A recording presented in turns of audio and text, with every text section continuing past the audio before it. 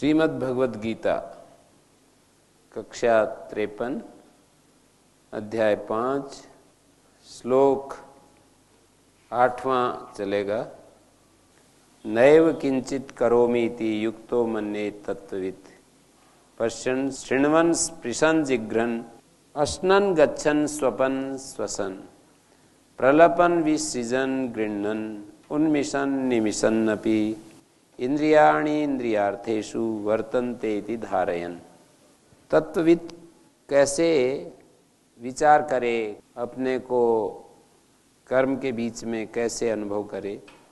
मन्येत ऐसा शब्द आया, देखिए, युक्तो मन्येत तत्वविद। नैव किंचित करोमि इति, आत्म रूप से मैं कुछ भी नहीं कर रहा हूँ।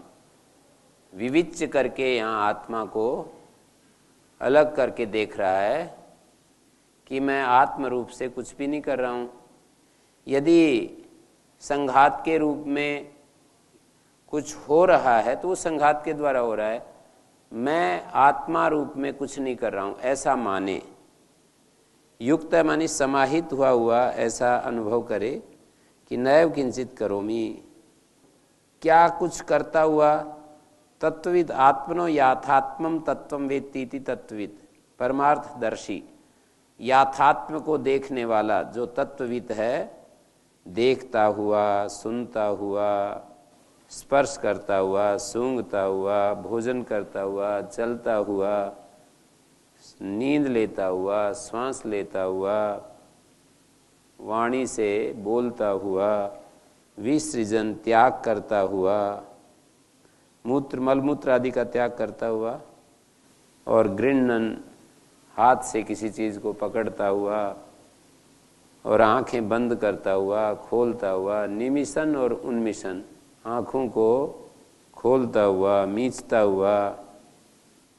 इंद्रियाणि इंद्रियार्थेषु वर्तन्ते, इंद्रियां इंद्रियों के विषयों में वर्तमान हो रही हैं, ऐसा धारणा बनाता हुआ। इति धारयन्, ऐसा धारणा करता हुआ। नैव किंचित करोमि, ऐसा पहली पंक्ति हो जाएगी। ये अगली वाली 3 पंक्तियों को फिर बाद में पहली पंक्ति से जोड़ेंगे। मानी ये सब इंद्रियों के विषयों में वर्त रही हैं, ऐसी धारणा बनाता हुआ। नैव किंचित करोमि, मैं कुछ नहीं कर रहा हूँ। युक्तो मन्येत तत्वित्, इस तरह से तत्वज्ञानी समाहित होकर के अनुभव करे। ऐसा करने से वो निर्लिप्त हो जाएगा। यस्य एवं तत्विदा सर्व कार्ये करण चेष्टासु कर्मसु अकर्म एव पश्यता, ऐसा जो तत्वज्ञानी है, हमारा शरीर और इंद्रियों की जो चेष्टाएं होती हैं, उन चेष्टाओं में, शरीर की और इंद्रियों की करण की चेष्टाओं में, कर्मसु कर्मों में, अकर्म एव पश्यता, अपना मेरा कोई कर्म उसमें नहीं चल रहा है। ऐसे सम्यकदर्शी, ऐसे तत्वज्ञानी का सर्वकर्म संन्यास एवं अधिकार, सर्वकर्म संन्यास में अधिकार है, क्योंकि कर्म वहाँ रहा नहीं। तो ये बात कह दी। जैसे मरुस्थल में पानी पानी दिखाई देता है दूर से जब देखते हैं तो, गर्मी के दिनों में, तो मृग तृष्णा का हमें कोई उदक बुद्धि से जल पीने के लिए प्रवृत्त हो जाए, और उदक के अभाव ज्ञान होने पर भी उसमें पीने के लिए प्रवृत्त हो, तो उसको तो मूर्ख ही कहेंगे। तत्वज्ञानी तो ऐसा नहीं कर सकता। तत्वज्ञ व्यक्ति देख लिया कि यहाँ तो जल मिल नहीं रहा है, तो फिर वहाँ से हट जाता है। तो कभी भी तत्वज्ञानी मृग तृष्णिका में उदक पान करने के लिए प्रवृत्त हुआ और वहाँ जल मिला नहीं, उदक बुद्धि से प्रवृत्त हो गया, लेकिन वहाँ उदक मिला नहीं, तो वहाँ से तुरंत वापस हट जाता है। तो इस तरह से कर्म जब वो देख रहा है कि कोई कर्म मेरे शरीर और इंद्रियों के द्वारा नहीं हो रहे, शरीर और इंद्रियों के द्वारा जो भी कर्म हो रहे हैं वो मेरे द्वारा नहीं हो रहे हैं, तो ऐसे इस सम्यकदर्शी का सर्वकर्म संन्यास में अधिकार बन जाता है, क्योंकि कर्म वहाँ पर होता नहीं। कर्म वहाँ पर होता नहीं तो संपूर्ण कर्मों का संन्यास हो जाता है, सारे कर्म छूट जाते हैं। ये सारे कर्म छूट जाते हैं। इसका अर्थ है उन कर्मों का कर्तृत्व तो छूट जाता है। कर्म तो हो रहे हैं पर कर्मों का वो कर्ता नहीं, अपने को अनुभव करता है। विशुद्ध सांख्य दृष्टि एक प्रकार से प्रस्तुत कर दी कि वो स्वयं उन कर्मों का कर्ता नहीं होता, वो देखता है कि इंद्रियां इंद्रियों के विषयों में वर्त रही हैं। ये बात वैसे ही कही है जैसे पहले तीसरे अध्याय में ये बात आई थी कि गुणा गुणेषु वर्तन्ते इति मत्वा न सज्जते। तो प्रकारांतर से गुणा गुणेषु वर्तन्ते इंद्रियाणि इंद्रियार्थेषु वर्तन्ते इति धारयन्, इंद्रियां इंद्रियों के विषयों में वर्त रही हैं ऐसी धारणा करते हुए स्वयं मैं कुछ नहीं कर रहा हूं ऐसा अनुभव करे। इति मन्येत तत्वविद, तत्वज्ञानी समाहित हुआ ऐसा अनुभव करे, समस्त कर्मों में ऐसा अपने को प्रतिष्ठित कर ले।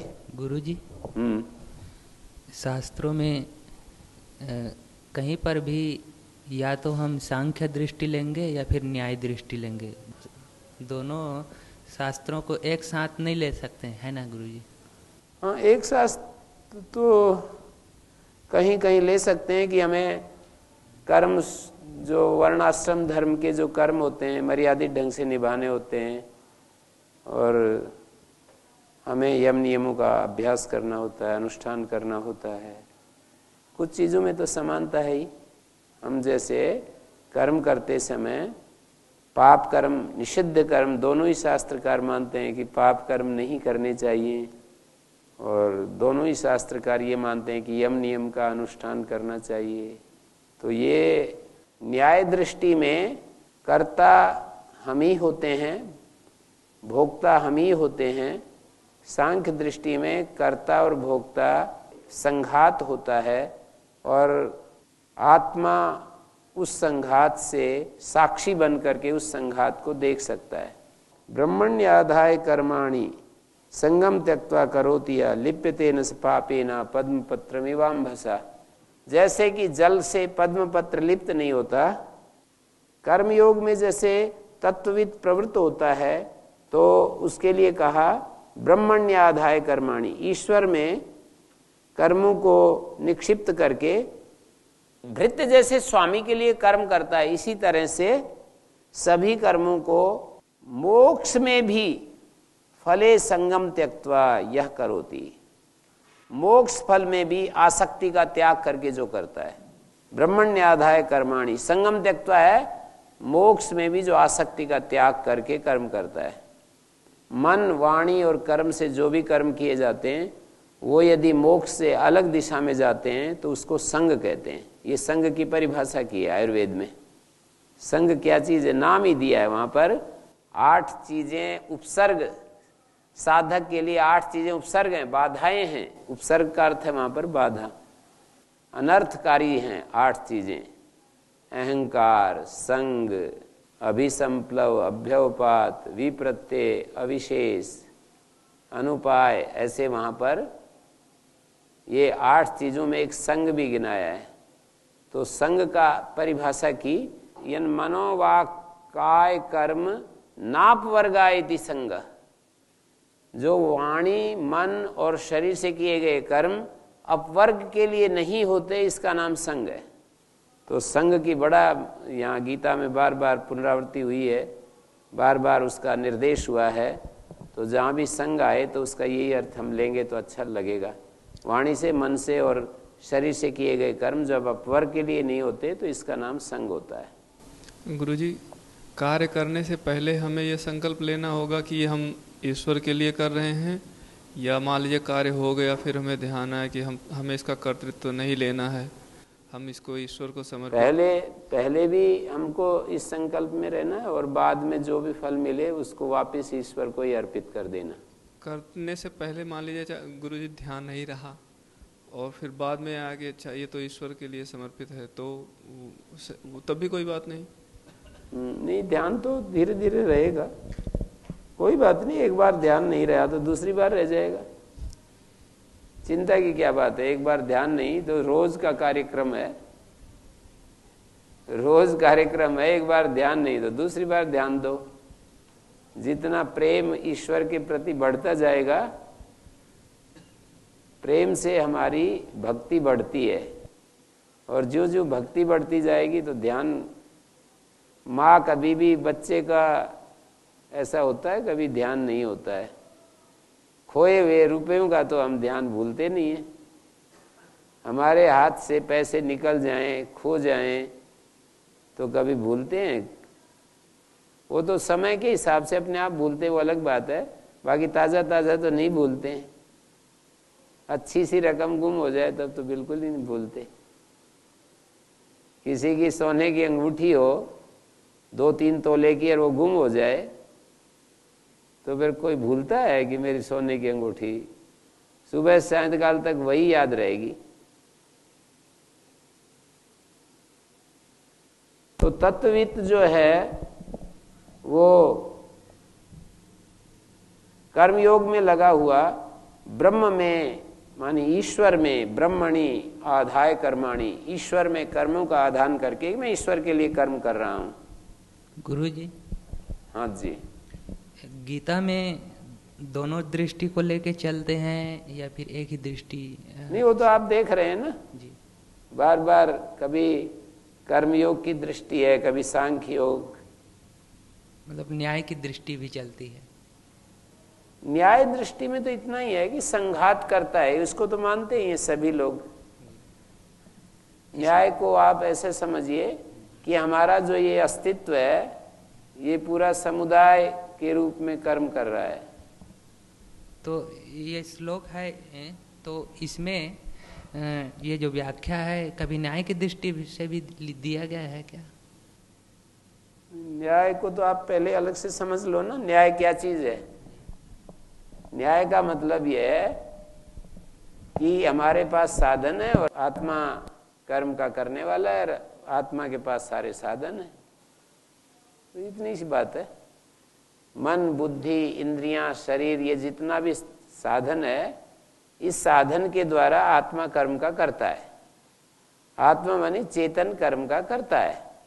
और वो ये कहते हैं कि आत्मा की उपस्थिति में ज्यादा फर्क नहीं लगता मुझे। वो यूं कहते हैं कि आत्मा की उपस्थिति में, आत्मा चूंकि शुद्ध निर्लेप तत्व है, तो वो तात्विक दृष्टि से तो यही कहेंगे कि आत्मा की उपस्थिति में हमारे अस्तित्व में सारे कार्य हो रहे, मन, बुद्धि, इंद्रियां और ये समुदाय है ना, मिलकर के कर्म कर रहा है। आत्मा की उपस्थिति में हमारा मन, हमारी बुद्धि, हमारी इंद्रियां, ये सब मिलकर के कार्य कर रहे हैं। आत्मा को छोड़ा नहीं, आत्मा की उपस्थिति में ये सब कर रहे हैं। साधक उस आत्मा की उपस्थिति को महसूस कर लेता है पृथक रूप में, और असाधक उसको पृथक रूप में महसूस नहीं करता। आत्मा की उपस्थिति साधन के साथ, सारे जो साधन हैं, संघात है, उसके साथ एकीभूत रहता है। ये फर्क है। साधक आत्मा की उपस्थिति को पृथक अनुभव करता है, और असाधक आत्मा की उपस्थिति को पृथक अनुभव नहीं करता। संघात के साथ मिला जुला उसको बोध होता है कि मैं ही कर्म कर रहा हूं, मैं ही भोग रहा हूं, मैं सुखी हो रहा हूं, मैं दुखी हो रहा हूं, ऐसे अनुभव करता है। वृत्ति सारूप्यम इतरत्र यही है कि वो आत्मा को अलग अनुभव नहीं कर पाता है। सुख दुख के कर्ता भोक्ता के रूप में आत्मा को ही देखता है। मानी पार्थक्य का अनुभव नहीं हो पाता कि देखो ये तो मैं हूं और ये शरीर में कांटा चुभा है, मेरे में कांटा नहीं चुभा। ये देखो मेरा अपमान नहीं हुआ, ये तो शरीर के लिए इन्होंने भला बुरा कहा है। ऐसे जो साधक है वो ये देख लेता है कि देखो ये जो इन्होंने भला बुरा कहा है, ये मुझ तक तो पहुंच नहीं सकती है। ये सारी भलाई बुराई इन्होंने शरीर के बारे में भला बुरा कहा है, मेरे मन बुद्धि के बारे में भला बुरा कहा है। मुझ आत्मा को तो कोई भी संसार की चीज स्पृष्ट नहीं कर सकती, इस तरह से। और वहां ज्ञान के द्वारा, न्याय दृष्टि में क्या है, ज्ञान के द्वारा वो देखता है कि भाई किस लिए अहंकार करना। इस तरह से विचार के द्वारा वो ये विचार करता है कि अहंकार अच्छी चीज नहीं है। अहंकार का मतलब होता है कि जितने भी हमारे पास वस्तु, पदार्थ, संबंध, क्रियाएं जो भी उपलब्ध हैं, उनके साथ अपने आप का तादात्म्य अनुभव करना। मैं ऐसा हूं, मैं वैसा हूं, ये अहंकार है। मैं इस रूप वाला हूं, मैं इस बुद्धि वाला हूं, मैं इस संस्कार वाला हूं, इस जाति में मेरा जन्म हुआ है, मैं विशेष हूं, अविशेष हूं। ये सारा जो अनुभूतियां हैं ये अहंकार की हैं। और ये न्याय दृष्टि हो या सांख्य दृष्टि हो, इसमें कुछ अंतर नहीं पड़ता है। यहाँ पर जो दो दृष्टियां दी हैं वो कर्मयोग और ज्ञान योग की चल रही है। कर्मयोग में भक्ति प्रधान होकर के कर्म किए जाते हैं, ज्ञान योग में असंगता प्रधान होकर के कर्म किए जाते हैं। ये बात हमारे सामने बार बार उभर करके आ रही है कि ज्ञान योग की प्रणाली में असंगता प्रधान होती है, कर्म योग की प्रणाली में भक्ति प्रधान होती है, पूजा प्रधान होती है। जैसे कि हम मंदिर में झाड़ू लगाएं ये भाव के साथ कि मैं भगवान के इस देव स्थान में झाड़ू लगा रहा हूं, भगवान की पूजा कर रहा हूं, इस भाव के साथ झाड़ू लगाएं तो ये कर्मयोग हो जाता है।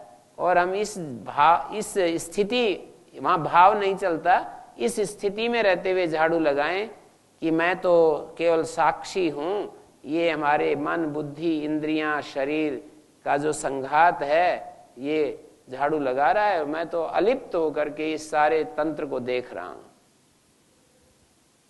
हाँ जी गुरुजी, अब स्वयं के लिए जो निम्न भावनाएं आती हैं, अपने लिए बढ़ चढ़ के सोचना, वो तो मान लीजिए अहंकार है ही है। जो अपने लिए निम्न भावनाएं आती हैं या अपने लिए उदासी आती है कि मेरे अंदर ये योग्यता नहीं है, मेरे अंदर ये कमी है, तो इसको हम किस गुण में लेंगे? ये भी अभिमान ही है ना, अहंकार ही है। चेतन आत्मा जब भी किसी दूसरी चीज के साथ अपने स्वरूप को मिलाकर देखता है उसको अभिमान कहते हैं। एवं स्वरूप एवं शीलः, इस शील वाला, इस जाति वाला, इस गुण वाला, वो गुण ऊंचा भी हो सकता है, नीचा भी हो सकता है। अपने चेतन स्वरूप को किसी विशेष रूप में निर्मित करके किसी विशेष गुण के साथ, अवगुण के साथ, दुर्गुण के साथ, बल के साथ, क्रिया के साथ, संबंध के साथ, व्यक्ति के साथ, वस्तु के साथ, अवस्था के साथ, परिस्थिति के साथ अपने चेतन स्वरूप को मिलाकर के देखना अहंकार होता है। वो वस्तु, स्थिति, परिस्थिति, विचार, भाव अच्छे बुरे हैं ये बात नहीं है, उसके साथ अपने स्वरूप को मिलाकर देखना। अच्छे बुरे अच्छे भी हो सकते हैं, बुरे भी हो सकते हैं। गुरुजी, जैसा बताया कि आपने हमारी इंद्रियां ही कार्य करती हैं, हमारी आत्मा तो सिर्फ उसको देखती है, तो आत्मा का कार्य क्या रहेगा? आत्मा का काम देखना, केवल अध्यक्षता करना। ब्रह्मा एक वो होती है, प्राचीन परंपरा में स्रोत याग होते हैं, उसमें एक ब्रह्मा होता है, यजमान होता है, ऋत्विक होते हैं बहुत सारे। तो वहां पर सांख्य योग की दृष्टि से बता रहा हूं कि उसमें यह कहा है कि यजमान मौन भाव से वहां पर बैठा रहता है, सारी क्रियाएं जो है ऋत्विकों के द्वारा की जाती है। तो यजमान की क्या भूमिका हुई? यजमान की जो उपस्थिति है यही उसकी भूमिका है। यजमान यदि उपस्थित ना हो तो यज्ञ नहीं होगा। तो फिर जो इंद्रियां गलत कार्य करती हैं तो फिर उसमें उनको रोकता क्यों नहीं वो, जैसे आत्मा है? ज्ञान रोकती है, ज्ञान रोकता है, अज्ञान प्रवृत्त करता है। ज्ञान और अज्ञान जो होता है वो रोकने वाला और प्रवृत्त होने वाला होता है।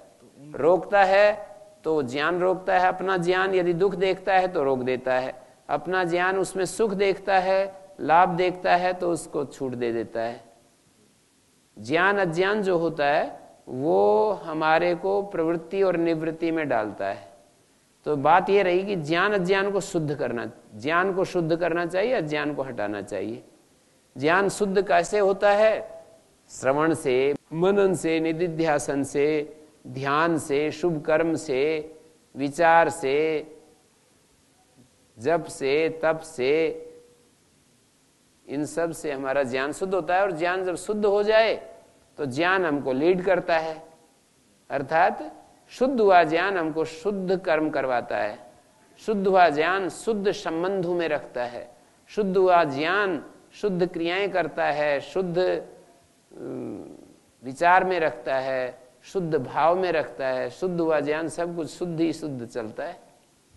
और अशुद्ध ज्ञान अशुद्ध विचार पैदा करता है, अशुद्ध भाव पैदा करता है, अशुद्ध संबंधों में रखता है, अशुद्ध ज्ञान अपवित्रता में रखता है, अशुद्ध क्रियाओं में रखता है, निषिद्ध क्रियाओं में भी ले जाता है। ये ज्ञान और अज्ञान की महिमा है।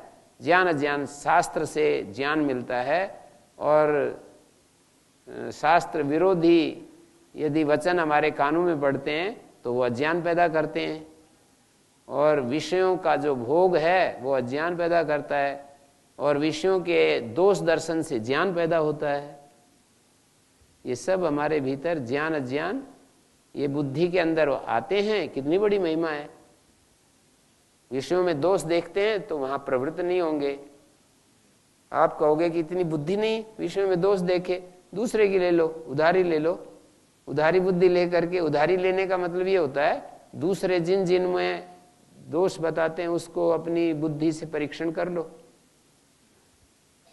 ऐसा है। इनको नियंत्रण करना और इनको छूट देना ये ज्ञान करता है ना, ज्ञान का ही है। तो ज्ञान का मतलब ज्ञान हमारी बुद्धि में ही रहेगा, तो आत्मा तो उसमें देखती ही रहेगी। आत्मा उसकी उपस्थिति से, उसकी उपस्थिति होने से ही तो ज्ञान बुद्धि जो है वो क्रिया कर पाती है। बुद्धि का अस्तित्व, जैसे यजमान की उपस्थिति से ही तो ऋत्विक आदि काम कर पाते हैं। यदि यजमान ना हो तो ऋत्विक कोई कुछ नहीं कर सकता है। ऋत्विक होते हैं यज्ञ करने वाले। जैसे पूरा ताम झाम वहां पर शादी विवाह में जितना भी होता है, तो वह विवाह जिसका होता है उसकी उपस्थिति मात्र से ही सारा, वो स्वयं कहाँ करता है, वो तो बैठा रहता है चुपचाप उसके ऊपर, घोड़े के ऊपर या वहां पर यज्ञशाला में उसके सामने बैठा रहता है। और एक्टिविटीज तो कहीं नाच रहे हैं, कहीं खुशियां मना रहे हैं, खा पी रहे हैं, कुछ कुछ हो रहा है। उसकी उपस्थिति मात्र से कितना सब तामझाम हो रहा है। और सेनाध्यक्ष की उपस्थिति से सेना में कितनी हलचल आ जाती है, सारा पूरा जो है तंत्र घूमने लगता है। तो ये संघात है। वैसे तो इसमें दिक्कत ये होती है कि आप ये समझने लग जाते हो कि जब ये कहा जाता है कि इंद्रियां इंद्रियों में वर्त रही हैं, तो आत्मा तो भाई बाहर निकाल दिया, ये इंद्रियों को ही तो इनमें दिखा दिया। तो इन आत्मा को बाहर नहीं निकालते, आत्मा को साक्षी के रूप में, दृष्टा के रूप में रखते हैं। तो नियंत्रण ज्ञान बुद्धि, तो ये तो बहुत ही अच्छी बात है कि बुद्धि यदि शुद्ध होगी तो नियंत्रण सही होता है। बुद्धि अशुद्ध होती है तो नियंत्रण नहीं होता है। बुद्धि बह जाती है मन के साथ। मन में कोई कामना शुभ अशुभ आई और बुद्धि उसके साथ एक हो जाती है। कब होता है ये? जब अज्ञान होता है, या इंद्रियों को विषयों में लगा दिया तो फिर मन भी लग जाता है, और मन लगते ही बुद्धि को भी खींच लेता है। मन एक बार इंद्रियों के साथ जुट गया तो फिर बुद्धि को तो खींच लेता है, बुद्धि की कोई शक्ति नहीं। फिर मन इंद्रियों के साथ एक बार हो गया तो बुद्धि को आराम से खींच लेता है। फिर कोई बिरला ही है जो मन इंद्रियों के साथ लगा रहे, एकदम होश आया और फिर इंद्रियों में लगे हुए मन को वापस ले आए। ऐसे होते हैं, ऐसे भी बिरले होते हैं। इस अस्तित्व में कितने अजूबे होते हैं, एक से एक अजूबे हैं, तो ये भी एक अजूबा समझ लो। तो ऐसे ये कौन सी शक्ति है जो रोक देती है और नहीं रोकती है? ये ज्ञान ही वो देवता है जो हमें रोक देता है या नहीं रोक पाता है। ज्ञान यदि शुद्ध नहीं है, निर्मल नहीं है, पवित्र नहीं है तो नहीं रोक पाता।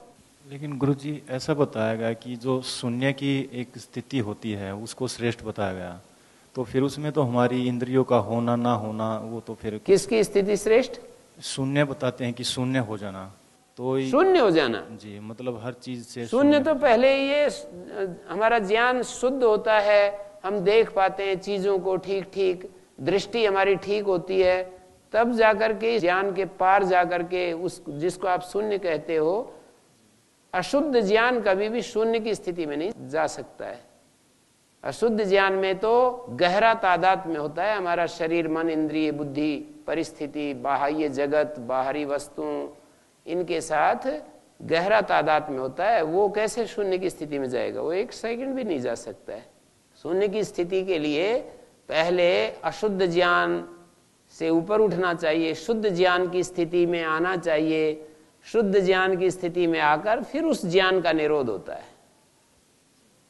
शून्य की स्थिति का मतलब ज्ञान निरोध। ज्ञान निरोध का मतलब एकदम से हम एक शांत स्थिति में चले। ज्ञान ही ज्ञान का निरोध कर देता है उस समय। हमारी बुद्धि ही बुद्धि को शांत कर देती है उस समय। जिस शून्य स्थिति की आप चर्चा कर रहे हैं वहां पर हमारी बुद्धि ही बुद्धि को शांत कर देती है कि बस तुम्हारा काम हो गया पूरा। हे मेरी बुद्धि, अब तू शांत हो जा, क्योंकि तैने जो उपकार करना था वो पूरा उपकार कर दिया। सांख्य कारिका में ऐसे दिखाया है आखिरी में जाकर के कि जब पुरुष को वो उपलब्धि हो जाती है, अंतिम उपलब्धि, तो उसके लिए ये प्रकृति या बुद्धि कहो अपना खेल खेलना बंद कर देती है। ये सांख्य दृष्टि है। सांख्य दृष्टि में असंगता प्रधान रहती है। मैंने ये बात सैकड़ों बार दोहराई है। और कर्मयोग की दृष्टि में भक्ति प्रधान होता है, समर्पण प्रधान होता है। दोनों पहुंचाते एक ही जगह। उभयोर विंदते फलम एकमप्यास्थितः सम्यक उभयोर विंदते फलम। दोनों का जो फल निश्रेयस है, तत्व ज्ञान है, मुक्ति है, अमृतत्व है, परम तृप्ति है, संतोष है, शांति है, वो फल मिल जाता है। कर्मयोग से चलोगे तो भी मिलेगा, भक्ति योग से चलोगे तो भी मिलेगा। कर्मयोग को यदि हम कर्तव्य योग समझ लें और भक्ति योग से अलग करके देखें तो भी अंततः हम तत्वज्ञ हो जाते हैं। ना तो हमें भक्ति है, ना हमें ज्ञान है, पर कर्तव्य है, अर्थात जो हम चाहते हैं संसार से हम उसको ठीक से समझ लिया हमने। हम ये चाहते हैं कि मेरे अधिकारों की दूसरे रक्षा करें।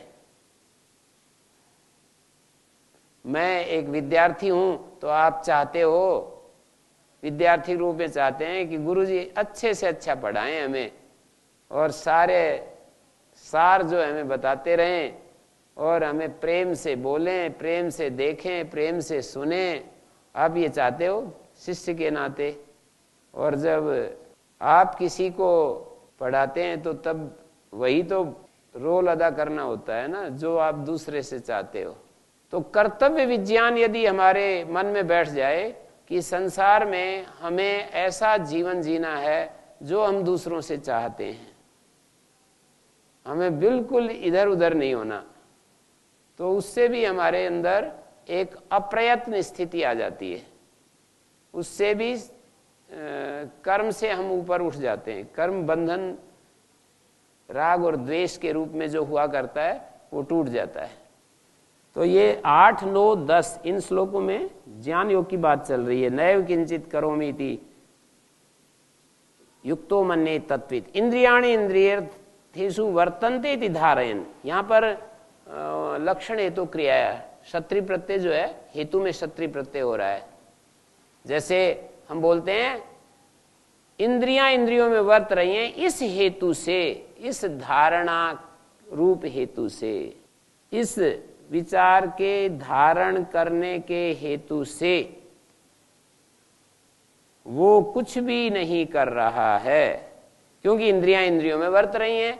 क्योंकि हेतु जो होता है वो इसी तरह तो बोलते हैं, क्योंकि इंद्रियां इंद्रियों में वर्त रही हैं, ऐसा निश्चय करते हुए इंद्रियां इंद्रियों में वर्त रही हैं, मैं इंद्रियों के विषयों में नहीं वर्त रहा हूं। इसको आप थोड़ा अभ्यास के स्तर पर भी आओ, ऐसे देखो अपने भीतर। इंद्रियां इंद्रियों में वर्त रही हैं, मैं इंद्रियों में विषयों में नहीं जा रहा हूं। इंद्रियां देख रही हैं, मैं नहीं देख रहा हूं। इस विभाजन को इस तरह से एक साधन प्रणाली है। इस साधन प्रणाली से भी आपको मिलेगा कुछ न कुछ। ब्रह्मण्य आधाय कर्माणि, ब्रह्म में, ईश्वर में अपने कर्मों का आधान करके, निक्षेप करके, और उसके लिए जो कर्म करता है भृत्य की तरह, जैसे भृत्य होता है स्वामी के लिए कर्म करता है, ऐसे मोक्ष रूप फल में भी संग का त्याग करके जो कर्म करता है वो लिप्त नहीं होता, पाप से लिप्त नहीं होता। जैसे कि कमल पत्र जल से लिप्त नहीं होता। जोक में कहा करते हैं हमारे भट्ट जी कि ब्रह्मचारी तो ऐसे रहते हैं जैसे पद्म पत्र में बम भसा, कुछ कितनी भी गड़बड़ करो, कितना भी कुछ करे उल्टा पुल्टा, पद्म पत्र में बम भसा रहते हैं। हाँ जी, आप बोलिए प्रचेता जी, क्या पूछ रहे थे? जी, ये जो आप बता रहे हैं ना जी, इंद्रियाणि इंद्रियार्थेषु वर्तन्ते, अथवा संघात करता है, मैं तो अलिप्त हूँ, ऐसे, ये तो साधना के उपाय के तौर पर बता रहे हैं। साधन काल में भी एक साधन प्रणाली के रूप में इसका उपयोग किया जा सकता है, साधन प्रणाली के रूप में। मानी जैसे हम इस समय, जैसे मान लीजिए अपने अंदर एक चेतना को, एक स्थिर शांत जो स्थिति है ना, उसके प्रकाश में ये इंद्रियां अपना अपना काम कर रही हैं, और उसमें मैं अपने अहम को बीच में ना लाऊं, फिर देखो क्या स्थिति होगी। ये भाव में अपने मैं को बीच में एंटर ना होने दूं। जैसे मैं सुन रहा हूं, सुना रहा हूं, तो ठीक है, ये तो एक व्यवहार में बोल रहे हैं, व्यवहार चलाने के लिए बोल रहे हैं कि मैं कुछ सुना रहा हूं, आप कुछ सुनिए। तो जब कोई बोले कि आप सुनिए, तो आप ध्यान दे करके जब देखेंगे अपने भीतर, तो महसूस होगा कि ये शरीर, ये इंद्रियां सुन रही हैं, कान में शब्द जा रहे हैं, बुद्धि में, मतलब बड़े फास्ट गति से होता है ये, ऐसा समझ सकते हैं। भृत्य जैसे स्वामी के लिए कर्म करता है, अपने फल की अपेक्षा नहीं करता, तो जैसे उसी तरह से जो विद्वान मोक्ष में भी आसक्ति त्याग करके और भगवद अर्थम एव सर्वाणि कर्माणि करोति, भगवान के लिए ही सब कर्म करता है, वो कर्म से बंधता नहीं। जैसे कि जल पद्म पत्र के साथ संबंधित नहीं होता, नहीं जुड़ता, ऐसे ही वो भी लिप्त नहीं होता है। कायेन मनसा बुद्ध्या केवल इंद्रियैरपि योगिना कर्म कुर्वन्ति संगम त्यक्त्वा आत्मशुद्धये। केवल सत्व शुद्धि मात्र फल ही उस कर्म का हो सकता है, क्योंकि कायेन मनसा, काय मानी देह के द्वारा, मन के द्वारा, बुद्धि के द्वारा, केवल इंद्रियैरपि, और ममत्व वर्जित केवल इंद्रियों के द्वारा, केवल ही ममत्व वर्जित ही इंद्रियैरपि, मैं तो ईश्वर के लिए कर्म कर रहा हूं, मैं अपने फल के लिए कुछ नहीं कर रहा हूं। ममत्व बुद्धि से शून्य इंद्रियों के द्वारा भी, केवल शब्द यहां पर सबके साथ जुड़ रहा है। केवलेन कायेन, केवलेन मनसा, केवलया बुद्ध्या, केवल इंद्रियैरपि, केवल शब्द यहाँ बहुवचनांत है। जब कायेन मनसा के साथ जोड़ेंगे तो वचन विपरिणाम हो जाएगा, एक वचन में चला जाएगा। केवल काया से, केवल मन से, केवल बुद्धि से और केवल इंद्रियों के द्वारा भी, यहाँ केवल शब्द विशेषण डालने से ममत्व वर्जित, ममत्व बुद्धि से रहित ईश्वर के लिए कर्म कर रहा हूं। योगिना कर्म कुर्वन्ति, योगी लोग कर्म करते हैं, संगम त्यक्त्वा आत्मशुद्धये, आत्मशुद्धि मात्र ही उसका फल होता है। आत्म का अर्थ है यहाँ सत्व शुद्धि, आत्म शब्द का अर्थ है यहाँ पर संघात की शुद्धि। जहां भी शुद्धि की बात आए तो संघात ले लीजिए, क्योंकि आत्मा तो शुद्धि ही है, हमारी जो आत्मा है वो तो शुद्धि है। जब जब आत्मा शब्द के साथ जब जब शुद्धि की बात आए शास्त्र में कहीं, तो वहां संघात अशुद्ध भी है, शुद्ध भी है। हमारा मन, हमारी बुद्धि, हमारी इंद्रियां, शरीर, ये शुद्ध भी होते हैं, अशुद्ध भी होते हैं, दोनों स्थिति रहती है। तो यहाँ पर हम इसको ऐसा समझेंगे कि केवल सर्व व्यापारेषु ममता वर्जनाय, केवल शब्द यहाँ पर सब व्यापारों में ममता को हटाने के लिए बोला गया है। योगी लोग मानी कर्म योगी लोग कर्म करते हैं संगम त्यक्त्वा, फल विषयक जो कामना है उसका त्याग करके आत्मशुद्धि के लिए मानी सत्व शुद्धि के लिए योगी लोग कर्म करते हैं। अंतःकरण की शुद्धि के लिए, आत्मशुद्धि अंतःकरण की शुद्धि के लिए कर्म करते हैं। हमारा जो अंतःकरण है वो शुद्ध हो जाए इसके लिए कर्म करते हैं। कैसे होंगे वो अंतःकरण शुद्ध, कैसे होंगे? ममता वर्जित होकर के जब हम कर्म करेंगे,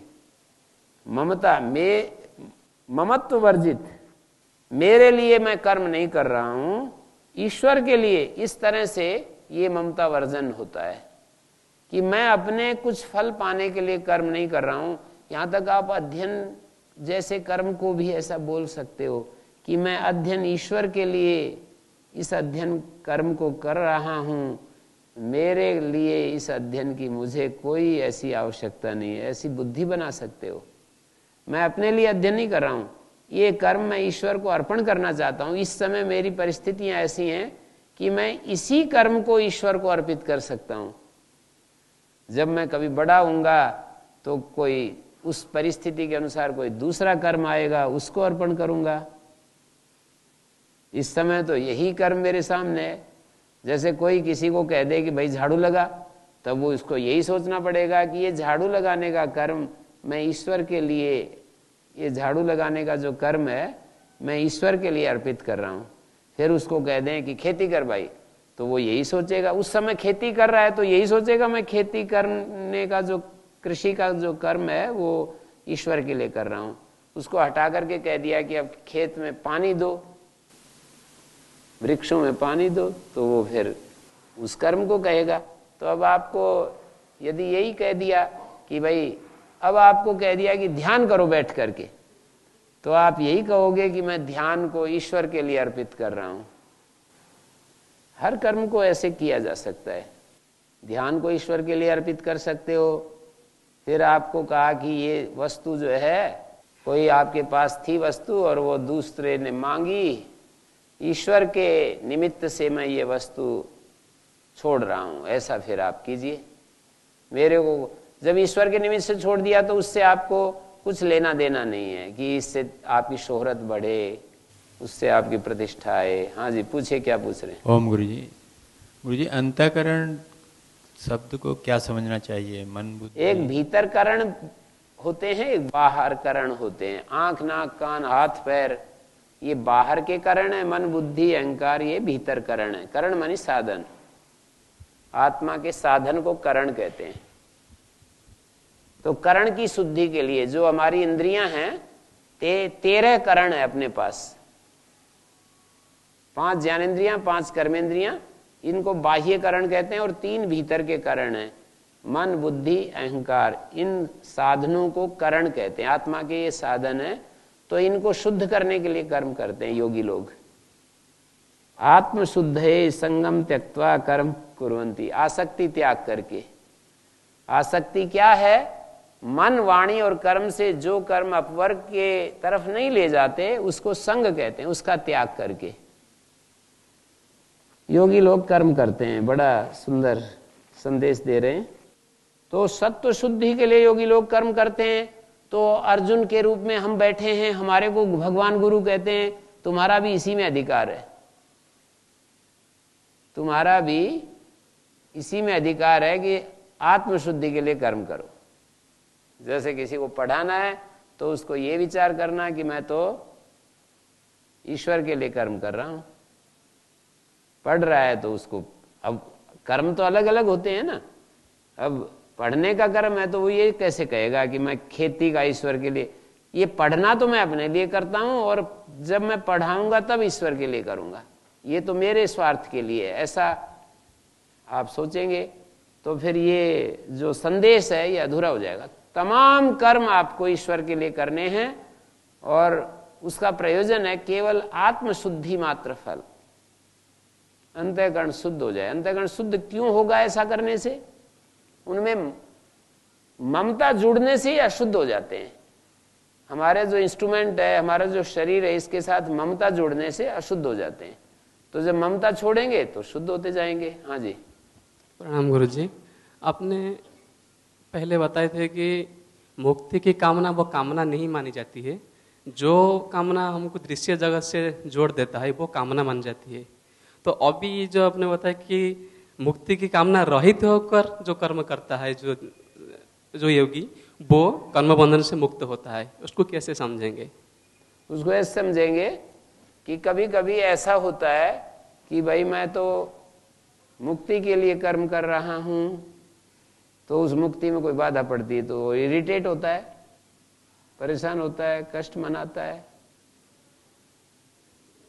और एक अपने भीतर मुक्ति का अभिप्राय यदि हम ये लेते हैं कि समस्त दुखों से छूटने के लिए जो कर्म हम करते हैं उसको मुक्ति कहते हैं, लेकिन वो भी आसक्ति पूर्वक यदि हम करते हैं तो फिर हमारे को वो चीज नहीं मिलती। तद अत्यंत विमोक्षोपवर्गा एक सूत्र है न्याय दर्शन का, उसके भाष्य में यही बात वहां पर बताई कि मोक्ष में भी कामना यदि हो जाती है हमारी,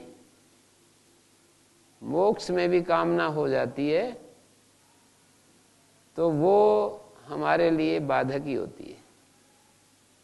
वो ठीक है, जो मैंने जिस एंगल से ये बात कही कि दृश्य के साथ जो हमारा संबंध जोड़ दे, तो ये भी तो एक दृश्य ही बन जाता है कि इसको हमने इतना अपने अहम के साथ जोड़ दिया कि ये मेरे को नहीं मिली तो मैं तो इसी के लिए जीऊंगा, इसी के लिए मरूंगा। तो एक इंडिविजुअलिटी क्रिएट हो जाती है, एक अहंकार, एक व्यक्तित्व अलग से, एक पर्सनैलिटी अलग से डेवलप हो जाती है और हम अपने आप को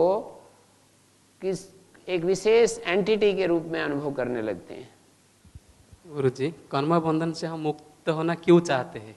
वास्तव में तो मुक्ति के लिए ही, फिर मुक्ति रहित कैसे कामना करेंगे? कर्म बंधन से इसलिए मुक्त होना चाहते हैं कि भाई कर्म बंधन पराधीनता है और पराधीनता हमें पसंद नहीं, पराधीनता किसी भी प्रकार की पसंद नहीं है, इसलिए हम कर्म बंधन से छूटना चाहते हैं। बंधन मानी पराधीनता। हमें दो काम करने होते हैं, कई बार ये विषय आया, स्वाधीनता, मिली हुई स्वाधीनता का सदुपयोग और पराधीनता का अस्वीकार। पराधीनता को यदि हम अस्वीकार नहीं करते तो हम इस पथ पर नहीं चल सकते हैं, अध्यात्म के पथ पर नहीं पराधीनता को अस्वीकार यदि नहीं करते, हम सुख के लिए पराधीनता को अलग अलग स्तर पर स्वीकार करते रहते हैं। सुख पाने के लिए पराधीनता का स्वीकरण क्यों होता है, कोई पूछे तो सुख के लिए। कोई कहेगा कि भय के कारण पराधीनता को, भय किस लिए? सुख के लिए। कोई कहेगा कि पराधीनता का इसलिए स्वीकार करते हैं कि जी हम पराधीनता स्वीकार नहीं करेंगे तो साधन नहीं मिलेंगे। साधन किस लिए? सुख के लिए। गुरु जी, कर्म बंधन से मुक्त होना और मुक्ति की कामना नहीं करना, इस दोनों में अंतर क्या है?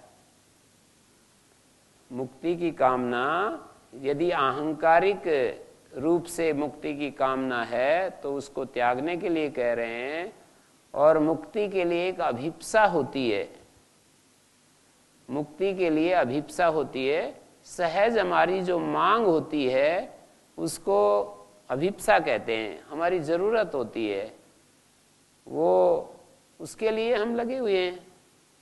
और कामना वो होती है जो हमारी मन बुद्धि की उपज होती है और उसमें बाधा होने से हमें दुख होता है, कष्ट होता है, उसमें आग्रह होता है, इतने समय पर ये काम होना चाहिए।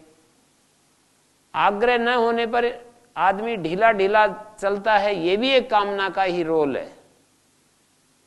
आग्रह होने न होने पर कभी कभी आदमी, जैसे एक व्यक्ति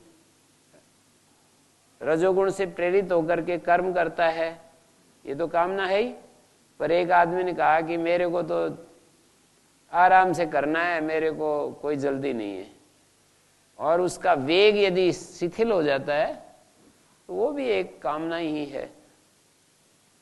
सत्व का जो प्रकाश है वो हमको बड़ा विशेष संतुलन में रखता है, वो कामना से मुक्त भी कर देता है। इसलिए एक जगह कहा है ना, त्रैगुण्य विषया वेदा निस्त्रैगुण्यो भवार्जुना निर्द्वंदो नित्य सत्वस्था निर्योग क्षेमात्ममान। ये सारे वेद जो है त्रिगुण विषय को बना करके प्रवृत्त हुए हैं। तुम निस्त्रैगुण्य हो जाओ, वहां पर कहा निष्काम हो जाओ। निष्काम कैसे होगे? निर्द्वंदः, जब राग द्वेष के, प्रियता प्रियता के, इच्छा द्वेष के द्वंद्व से मुक्त हो जाओगे। और ये कैसे हो पाओगे? नित्य सत्वस्थ, हमेशा सत्व में स्थित रहोगे। निर्योगः निर्योगक्षेम आत्मवान। तो इसको और थोड़ा विचार करो। जब मोक्ष की भी कामना बाधक है तो सांसारिक कामनाएं तो क्यों न बाधक होंगी? इस तरह से उसको देखना पड़ेगा। जैसे आयुर्वेद में प्रारंभ में ही कहा कि तप, व्रत, उपवास, ब्रह्मचर्य, इसमें लगे हुए प्राणियों को भी जब रोगों ने घेर लिया तो ऋषियों ने विचार किया कि भाई कोई उपाय करना चाहिए। तो उसका मतलब ये है कि तप, व्रत, उपवास, ब्रह्मचर्य की साधना में लगे हुए प्राणियों को भी रोगों ने घेर लिया, जो इसमें नहीं, जो इस सब साधना में नहीं है, उनकी क्या गति होगी? तो मोक्ष की भी कामना जब बाधक है तो लौकिक कामनाएं तो कैसे बाधक नहीं होंगी? ये आप विचार कर सकते हैं। इस तरह से भी उसको देख सकते हैं। और उसके भी दो विभाग हो जाते हैं। मोक्ष की अभिप्सा, मोक्ष के लिए जो सहज हमारी मांग है, अर्थात मुक्ति के जो बाधक तत्व हैं उनको त्यागना, ये कामना में नहीं आएगा। पर मोक्ष मुझे मिल जाए, ये कामना में आ जाएगा। मुक्ति के जो बाधक विषय हैं, मुक्ति में जो रुकावट डालने वाली चीजें हैं, निषेध की तरफ से यदि हम उसको देखें कि उसको मुझे उसका परिवर्जन रखना है, तो परिवर्जन में कामना की बात नहीं होगी, भाई इसको छोड़ना है, इसको छोड़ना है, इसको छोड़ना है, इसको छोड़ना है। पर पॉजिटिव वे में जब हम कहते हैं तो वो कामना के रूप में कही जा सकती है। निषेध की तरफ से कहें कि इधर नहीं जाना है, इधर नहीं जाना, ये ठीक नहीं है, ये ठीक नहीं है, ये मेरे लिए ये अनर्थकारी चीज है, ये मेरे लिए अनर्थकारी चीज है, ऐसा देख करके। और जिस चीज को हमने अनर्थकारी देख लिया वहां तो हम क्यों जाएंगे? हमारी दृष्टि में, हमारी समझ में ये बात आ गई कि ये अनर्थकारी है तो हम उसमें फंसते नहीं है। फिर कोई आदमी देखा है कि देखते हुए मलमूत्र पड़ा है, वहां जा करके अपना पैर टिका दे? वो तो तब होता है जब नहीं देखता है, तब जा करके ऐसा होता है, या किसी राग के कारण होता है। उसमें कोई सोना पड़ा हुआ दिख जाए तो हाथ डालेगा, या तो नहीं देख रहा है तब मलमूत्र में हाथ डालेगा, या देख रहा है तो किसी राग के कारण डालेगा। सुख का जो आकर्षण है वही इस तरह की क्रियाएं करवाता है। तो ये कौन सी नैष्ठिकी शांति है? सबसे पहले हमारे अंतःकरण की, चित्त की शुद्धि होती है, अंतःकरण की शुद्धि होती है, या मन की शुद्धि होती है। आयुर्वेद में सत्व शब्द मन के लिए आता है, ये प्रसिद्ध है। सत्व शुद्धि, और सत्व शुद्धि के बाद ज्ञान प्राप्ति, और तीसरे नंबर पर सारे कर्मों का त्याग, और सर्व कर्म संन्यास, और फिर ज्ञान में स्थिति। 4 स्टेप हो गए। ये नैष्ठिकी शांति है। सत्व शुद्धि करो, क्योंकि एकदम सारी चीजें नहीं मिलती ना, वो क्रम से उसका होता है। सत्व शुद्धि करो, सत्व शुद्धि के बाद अगला जो स्टेप होगा वो ज्ञान की प्राप्ति होने लगती है।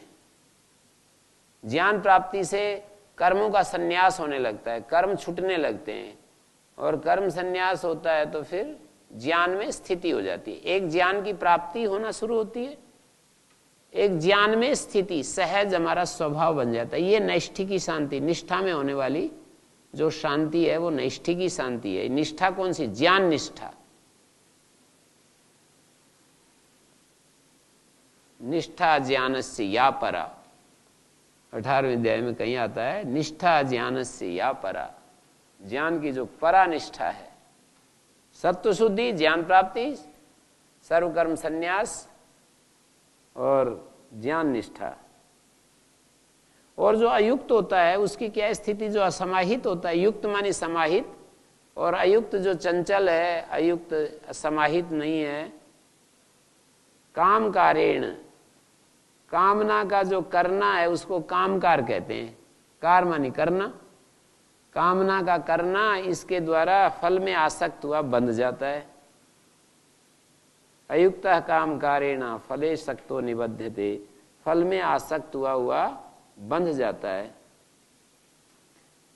अपने फल पाने के लिए मैं ये कर्म कर रहा हूं, इस तरह से फल में आसक्त हुआ तो इसलिए कह रहे हैं कि तुम युक्त हो जाओ, समाहित हो जाओ, बार बार घूम फिर करके, और युक्त होने का संदेश दे रहे हैं कि तुम युक्त हो जाओ, समाहित हो जाओ।